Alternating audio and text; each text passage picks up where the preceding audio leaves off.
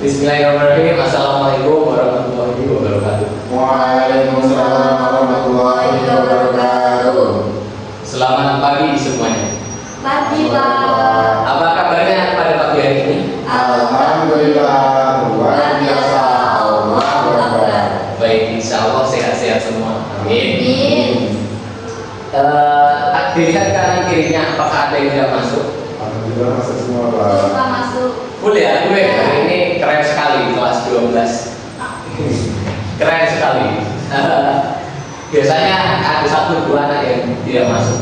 Alhamdulillah sekarang itu masuk semua. Ya, Anda kenapa belajarnya? Alhamdulillah. Sebelum pembelajaran dimulai, alangkah baiknya kita berdoa terlebih dahulu agar kita itu mudah dalam menerima ilmu yang mungkin nanti saya sampaikan. Untuk Mas Akmal, silahkan dipimpin doanya. Baik, sebelum kita memulai pembelajaran pada pagi hari ini, kita berdoa di dalam hati mulai.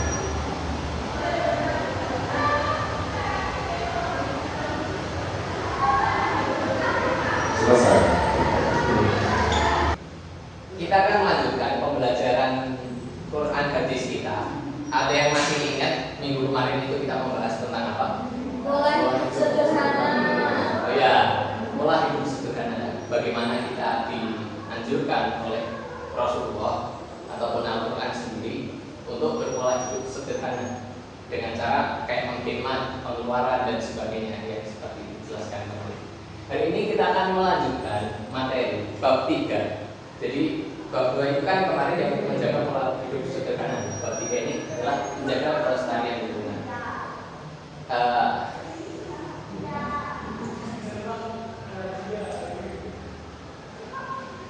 Kita akan mempelajari tentang menjaga kelestarian lingkungan berdasarkan perspektif hadis riwayat Bukhari nomor 2320 dan juga hadis riwayat Muslim nomor 1552. Baik, langsung saja tanpa berlama-lama kita masuk ke kegiatan inti. Nah, tahukah kamu komparasi atau perbandingan antara dua gambar ini? Yang satu tentang apa dan yang satu tentang apa? Yang satu tentang penanaman pohon, dan yang satunya tentang kerusakan lingkungan. Ya, yang satunya adalah penanaman pohon, di mana di situ terlihat sangat hijau dan sangat asri sekali. Sedangkan yang satunya adalah penebangan hutan secara liar atau secara deforestasi namanya. Dan jadi pengalihan lahan hutan dengan cara ditebang secara massal, bukan tebang pilih. Nah, tahukah kalian bahwa pada gambar yang kanan ini akan memunculkan dampak jangka panjang? Kira-kira apa dampak jangka panjang yang bisa disebabkan oleh video kerusakan lingkungan akibat penebangan hutan ini? Banjir karena resapan air tidak maksimal dalam tanah. Ya, itu salah satunya. Boleh, bagus. Jadi kalau kita itu tidak menjaga hutan atau tidak menanam pohon dengan seksama atau tidak memperhatikan lingkungan, maka kemungkinan akan terjadi banyak sekali fenomena bencana alam. Salah satunya yang disebutkan oleh Mas Akmal, yakni banjir. Baik, ya langsung saja kita masuk ke dalam hadisnya. Di sini hadis riwayat Bukhari nomor 2320. Bisa dibaca bersama-sama. 1, 2, 3. A'udzu billahi minasyaitonir rajim. Bismillahirrahmanirrahim. Ma min muslimin yagrisu warsa aw yazra'u zar'an fayakulu minhu tayrun aw insan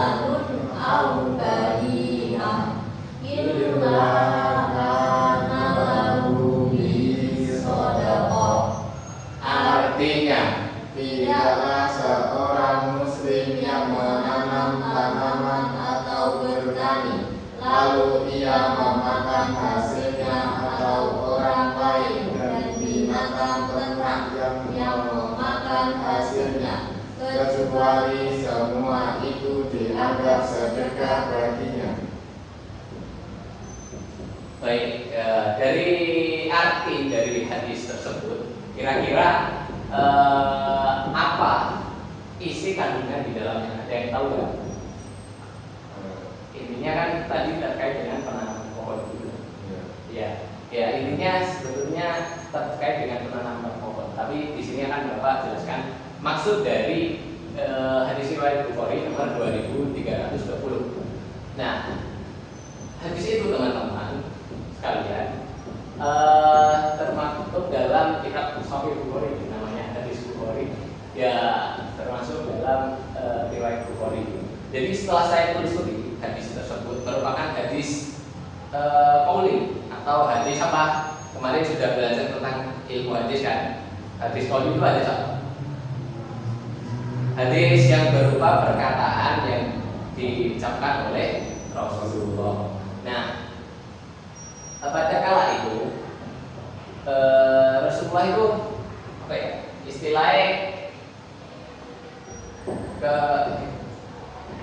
menganjurkan untuk agar setiap muslim itu tuh untuk menanam pohon. Jadi dikatakan bahwa bila seseorang itu menanam pohon, kemudian pohon itu menghasilkan sesuatu yang bermanfaat bagi orang lain, sehingga orang lain ataupun hewan ataupun segala sesuatu yang mencuri atau memakannya itu kan dihitung sedekah bagi orang yang menanam pohon itu. Nah, dari situ saja kita sudah melihat bagaimana pahala jariahnya. Jadi gini, pohon itu kan ditanam dengan maksud atau tujuan tertentu. Walaupun emang ada sih pohon yang tumbuh liar gitu. Tapi di sini kita ambil ya penanaman pohon. Nah, jika kita itu menanam pohon, misalkan pohon apel seperti yang digambar, itu kan nantinya menghasilkan buah dan juga salah satu produk samping dari pohon itu yang sudah pasti ada di setiap pohon. Oksigen semacam seperti yang telah dipelajari dalam mata pelajaran biologi. Tentu saja ada ya sudah kelas 12 loh. Jadi produk utama dari semua jenis pohon itu biasanya oksigen. Nah, bila mana oksigen ini terhirup oleh orang lain, kan manusia semuanya bernapas pakai Oksigen. membutuhkan oksigen. Walaupun di udara kadar oksigennya itu paling aman adalah 30 sampai 40%. Misalnya kan nitrogen dan karbon dioksida. Nah, kalau kita menanam pohon, lalu pohon itu menghasilkan oksigen kemudian dihirup orang, itu kira-kira menurut pemahaman teman-teman sekalian itu apakah termasuk sedekah? Ya, termasuk sedekah. Maka dari itu, jika kita menanam pohon itu akan bermanfaat bagi diri kita sendiri juga, karena kita akan mendapatkan pahala dari apa yang kita tanam, seperti itu. Nah, ini ada manfaat biologis menanam pohon.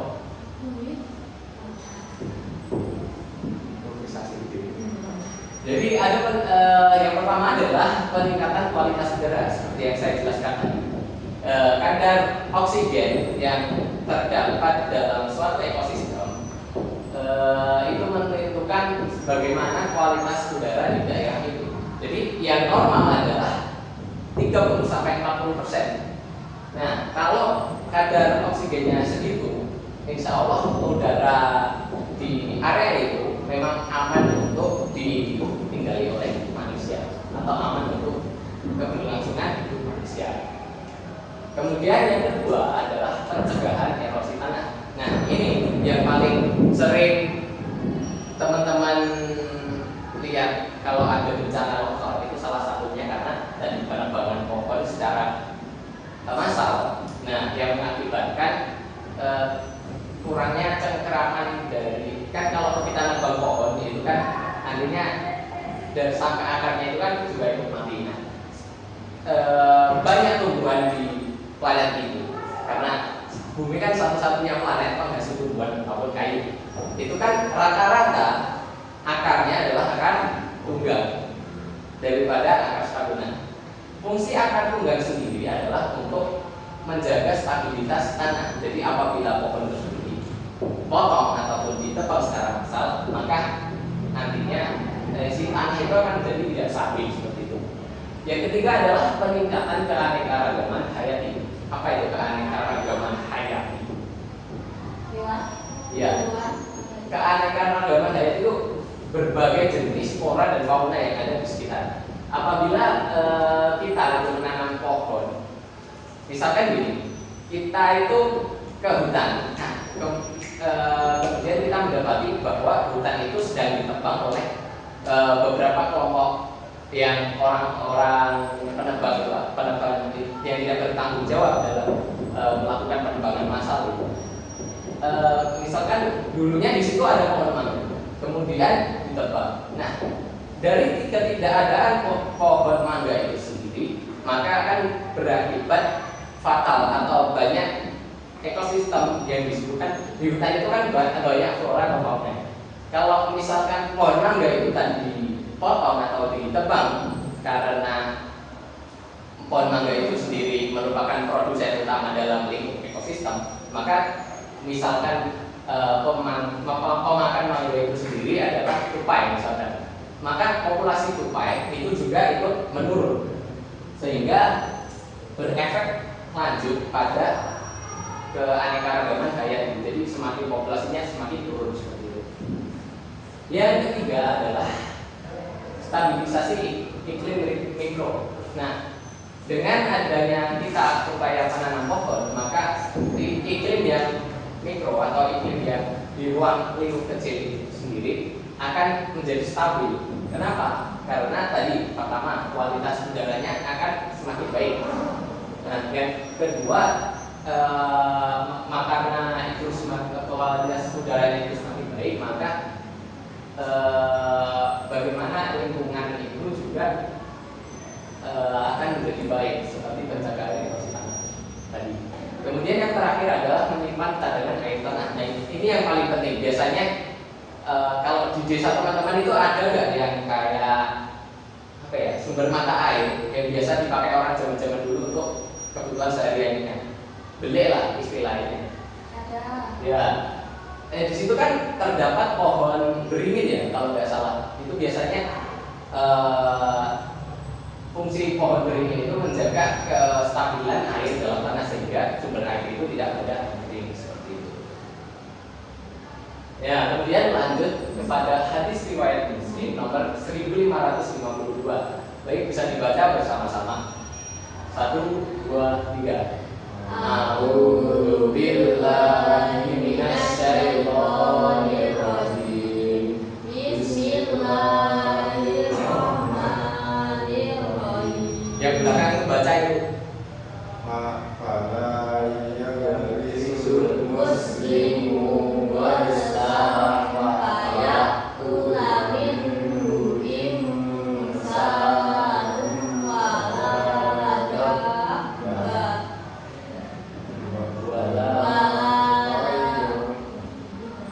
Wala toyun wala tayrun illa kana lahu shadaqatan ila yaumil qiyamah. artinya tidaklah seorang muslim menanam tanaman lalu dimakan oleh manusia, hewan atau burung kecuali hal itu merupakan sedekah untuknya sampai hari kiamat. Hadis riwayat Muslim nomor 1552. ya, jadi ini juga sama merupakan hadis yang diriwayatkan oleh Rasulullah melalui yang termaktub dalam kitab Sahih Muslim. Di situ status hadisnya itu ada bermacam-macam. Kalau di riwayat Muslim itu biasanya Sahih. Ya, Bapak cek tadi Sahih. Kemudian di Ahmad dan sebagainya itu bisa jadi hasan seperti itu. Nah, walaupun begitu kita bisa ambil sisi baiknya dari hadis tersebut. Nah, ini maksudnya apa sih teman-teman? Kita langsung lanjut ke dalam kandungannya. Ini kurang lebih sama intinya dari pernyataan Bapak di awal tadi tentang menjaga stabilitas alam melalui penanaman pohon. Jadi di situ dikatakan bahwa ketika kita menanam pohon, kemudian ada sesuatu yang menghasilkan darinya, itu akan dihitung sedekah sampai hari kiamat. Ya penjelasannya kurang lebih sama yang tadi. Cuma ini kan beda perawi. Biasanya redaksi hadis itu juga berbeda. Nah, karena perawinya juga berbeda, maka redaksi hadis atau matan hadis itu juga berbeda. Nah, ya intinya itu sama seperti apa yang Bapak jelaskan tadi. Nah, sudah. Mari kita ice breaking terlebih dahulu. Teman-teman masih pada semangat? Iya. Kita bernyanyi dikit ya. Ini lagunya lumayan asik. Yakin teman-teman juga sudah familiar. Ini nadanya tentang Pistarot.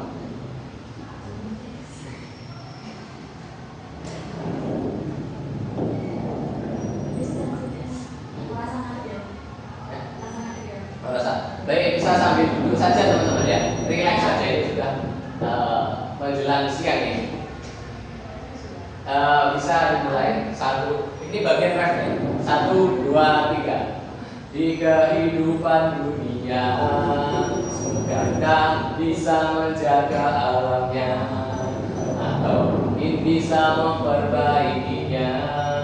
Kerusakan yang disebabkan manusia, ku yakin diri kita yang sebabkan berbagai krisis lingkungan. Selalu mempertahankan warisan moyang, sampah plastik, orang jahat, perusak alam. Namun aku tahu harusnya tak begini. Kita harus lakukan reboisasi atau cegah guna bahannya, atau bijak mengelola limbah. Mungkin nanti semua akan membaik, perbaiki, jangan dirusak lagi. Mari kita terus upayakan untuk jaga lingkungan dengan kawan. Sudah. Nah, ini saya kasih sedikit referensi terkait dengan deforestasi. Tadi deforestasi sudah saya jelaskan bahwa Indonesia itu sebetulnya juga mengalami deforestasi atau peralihan fungsi hutan. Nah, di tahun ke tahunnya itu semakin memburuk. Maka dari itu Bapak akan meminta sebagai wujud nyata kita melakukan program P5. Nah, P5 itu sendiri akan kita laksanakan minggu depan. Sekolah kita juga mengadakan prinsip adiyata. Nanti di minggu depan kita akan melakukan penanaman pohon di area sekolah. Baik, mungkin itu saja yang dapat Bapak sampaikan. Selanjutnya evaluasinya akan dikerjakan di rumah saja sebagai PR. Siapa? Mungkin itu saja yang dapat Bapak sampaikan. Ada pun kurang lebihnya, mohon maaf. Wabillahi taufiq wal hidayah. Wassalamualaikum.